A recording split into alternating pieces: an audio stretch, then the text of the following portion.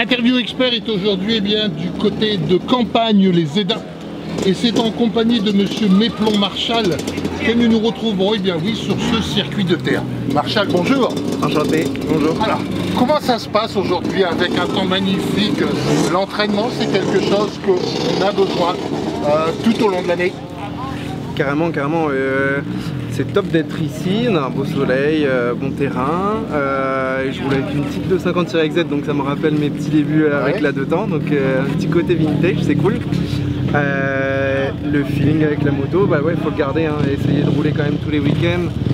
Avec la préparation de l'objectif de fin d'année, il faut rouler, enquiller des heures et puis se faire plaisir surtout. D'accord.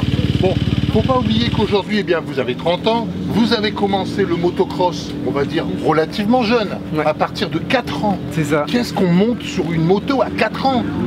Écoute, la passion du papa qui est transmise direct, hein, petite moto. J'ai commencé sur une mini moto électrique, après le petit Piwi 50, le QR et ainsi de suite. Et puis voilà, hein, aujourd'hui j'ai jamais arrêté la moto, j'adore ça et chaque fois j'ai le sourire quand je monte dessus, ça fait partie du quotidien. Si le papa Philippe n'aurait pas effectivement été dans la moto, Marchal ne serait pas dans la moto?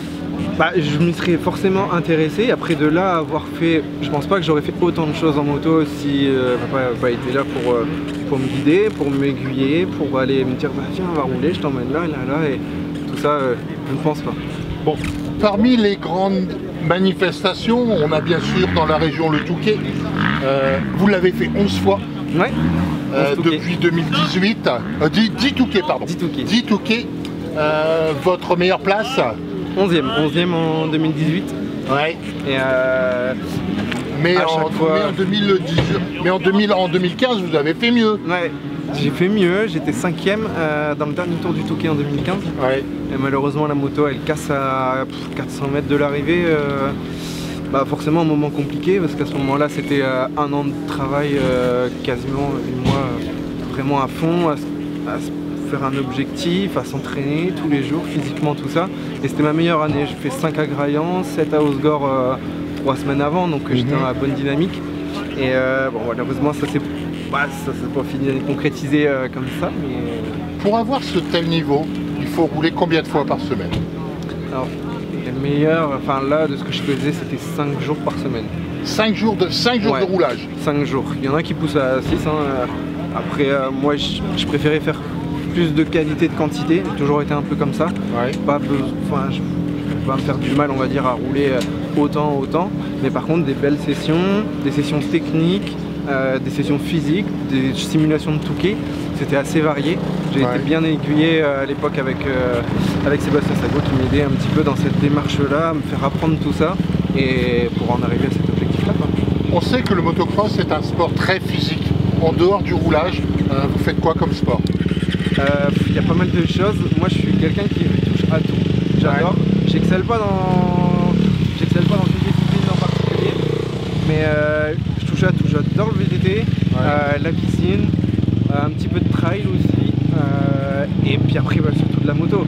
Et ça peut être de la moto, je touche à ma moto de route, je la prends 3 fois dans la semaine, je roule avec une crosse, je change de moto, j'essaie vraiment de varier, je jet ski, il faut toucher à tout. Et c'est là où on devient toutes les surfaces, toutes les disciplines, beaucoup de polyvalence, et c'est ça en fait, c'est de s'ouvrir et pas de rester, oui la saison ça dure 6 mois, mais après l'été il faut pas ranger la moto et se dire c'est bon. Question alimentaire, pour arriver à avoir un tel physique tout au long de l'année, les frites c'est interdit? Ou est-ce qu'on se dit effectivement je m'autorise de temps en temps des petits excès, pas d'alcool? Non là-dessus, alors c'est peut-être ce qui m'a manqué, un petit peu de rigueur là-dessus. Moi j'ai toujours voulu aussi profiter de la vie, je voulais pas en faire... la moto pour moi ça n'avait jamais été un objectif d'en faire mon métier. C'est une passion avant tout. C'est ça. Et on se l'était dit un peu dès le départ en commençant, c'était l'objectif d'aller au meilleur niveau. Mais par contre sans aller... je voulais continuer à rentrer dans l'extrême. C'est ça. C'était pas l'objectif, c'était pas défini et c'était mieux comme ça. Moi, du coup, j'avais pas la pression de dire il faut aller taper un Touquet. Non. Vous ne vous refusez rien, entre guillemets? Non, après j'ai une mode de vie sain. Pour préparer des courses comme là. Non. Pour faire des courses comme on fait là, il faut une hygiène de vie quand même correcte. Mais elle l'est tout au long de l'année en fait. Et finalement, je me retrouve pas à me priver. c'est toujours... Si aujourd'hui vous aimeriez manger quelque chose, ça serait quoi? Un paquet de frites, un kebab, ça serait quoi? Oh là là, tu me fais Nicole. Ouais, c'est le chocolat. Chocolat?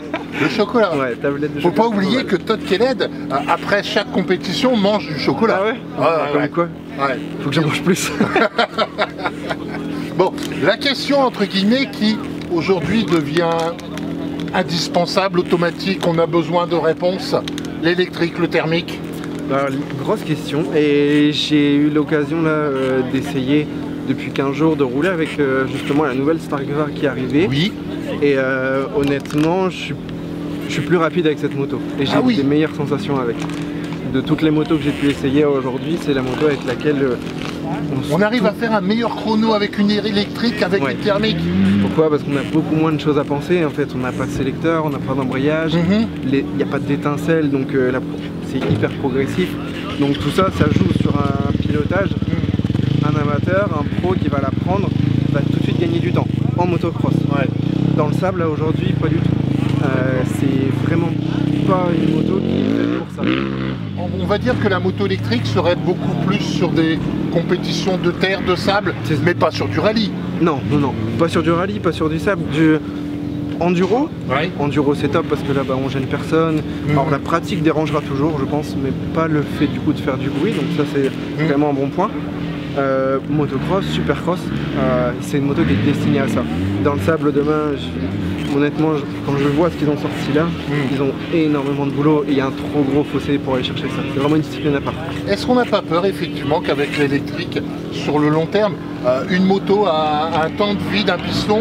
Est-ce qu'une batterie n'a pas un temps de vie? On peut se poser la question. Au niveau ampérage, la consommation est importante dès le départ. L'intensité monte très très vite. Carrément. Est-ce que la batterie sur le long terme, c'est un peu comme un moteur thermique? Ouais, et l'avenir nous le dira. Si ça tient, aujourd'hui on n'a pas le recul, ça vient de sortir. On verra bien dans 4 ans ce que ça dit, s'ils peuvent échanger les batteries ou comment faire.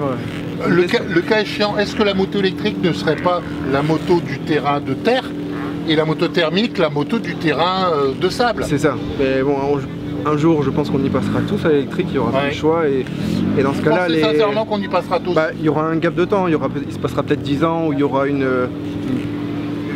les thermiques et les électriques sur les terrains comme aujourd'hui, mais il y aura un moment où voilà, à mon avis il y aura quelque chose à prendre, une décision, les constructeurs vont s'y mettre, ce sera la mode, le thermique deviendra obsolète et puis ça partira comme ça. Donc, mais bon, on va quand même garder le côté vintage. Par exemple, les courses vintage, on sait effectivement que cette année, depuis 2 ans maintenant ou cette année, le CFS prend effectivement une compétition vintage. Ça veut dire qu'on revient sur les anciennes motos. Carrément, on en parle au-delà des frontières, enfin, pour avoir été un petit peu partout dans l'organisation de l'ASO, au Maroc et tout, ils connaissent le Touquet, ils savent ce que c'est, les courses du sud-ouest, au Sgor, tout ça, ça ramène du monde effrayant et plein de nationalités. Ça ramène de la passion aussi. Carrément.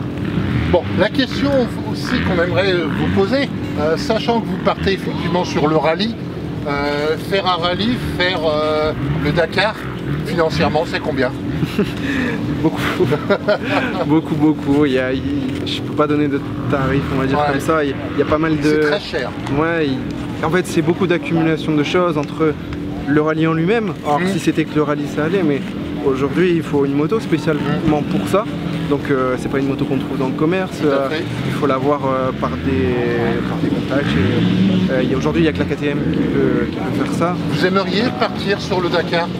Vous aimeriez faire le Dakar? C'est l'objectif là, j'aurai la réponse le 20 juillet. D'accord, ok. Bon, financièrement, on a besoin encore aujourd'hui de partenaires pour vous donner la possibilité de faire le Dakar. Ah, c'est essentiel et c'est la condition quasiment, dans l'équation, ça joue 2 tiers du truc parce que le physique, le pilotage, je me fais pas de... Alors il y a du boulot, hein, mais je m'entraîne pour, donc là-dessus ça va, mais cette équation-là, c'est sûr que ça va prendre en compte. Le cas échéant, s'il y aurait des sponsors qui aimeraient vous contacter, comment on fait?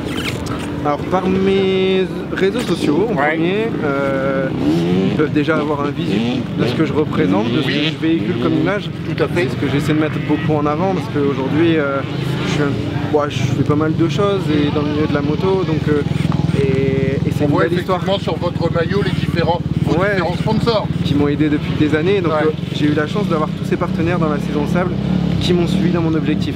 C'est des relations, aujourd'hui, c'est des amis, plein de connaissances, des marques du milieu de la moto qui aiment ça et qui aiment bien le projet parce que ça fait une belle continuation. Tout à fait. C'est une image, toujours très positive. Essayer d'avoir une image clean, toujours respectueux et puis essayer de faire les choses bien surtout.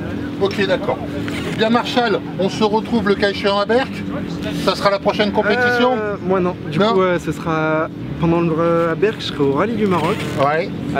Et du coup, 3 mois après, c'est quand le début du rallye? 11 octobre. D'accord, ok. Ce sera votre première compétition. Ce sera mon 3e rallye. D'accord. Troisième rallye. Troisième rallye, mais première compétition de cette année. C'est ça. D'accord, ok. Bon, on se retrouve, pourquoi pas après le rallye du Maroc. Ça marche. Et puis après, on va essayer de reprendre le CFS en cours alors. Ouais, bah peut-être, je dis pas non, peut-être un Touquet en rentrant. Graillan, Osgore. Non, ça sera pas possible dans l'emploi du temps. Mais en revenant du Dakar, pourquoi pas taper un Touquet ou un Vintage s'il y a une moto. Bon, le cas échéant, on vous suit sur les réseaux sociaux. Et puis on va vous laisser repartir dans la poussière. J'en ai assez mangé là aujourd'hui. Très poussiéreux, parcours très agréable sur la terre, mais très poussiéreux. C'est un petit peu délicat, un petit peu de rouler dans ces conditions-là. De doser et tout. Alors ça ne change pas du Maroc, j'en mange autant, ça m'habitue un peu. Ok, merci Marshall, à très bientôt.